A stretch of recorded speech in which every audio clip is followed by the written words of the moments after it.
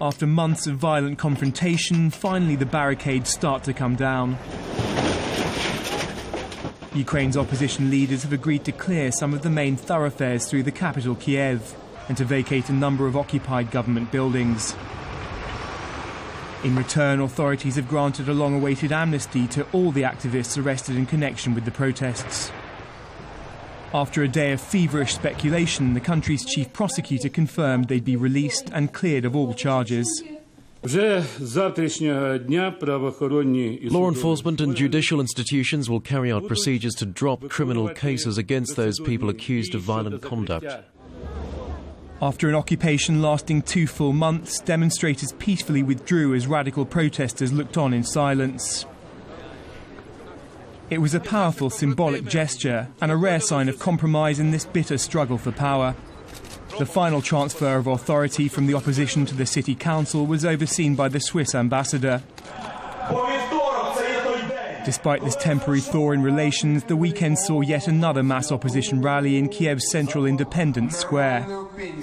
The grievances which came to the fore when Ukrainian President Viktor Yanukovych rejected a cooperation pact with Europe under severe Russian pressure are still as deep as ever.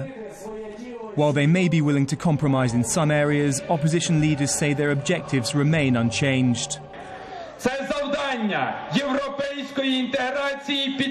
Our targets are simple: the signing of the association agreement with Europe and integration with Europe, the freeing of all political prisoners, and the release of Yulia Tymoshenko, and the holding of fair and honest presidential elections.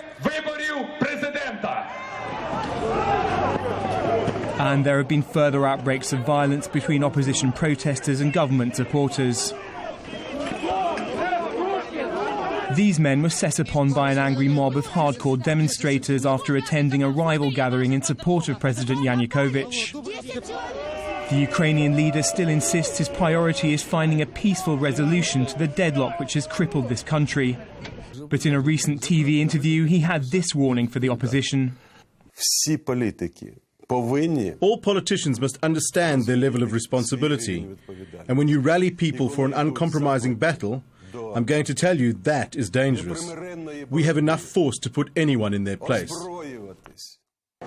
While the latest developments are definitely a step in the right direction, no one's yet characterising them as a breakthrough. With large parts of the capital still occupied by determined and well-equipped protesters and no resolution of the key issues, Ukraine's troubles are certain to continue. Chris Wade, Sky News.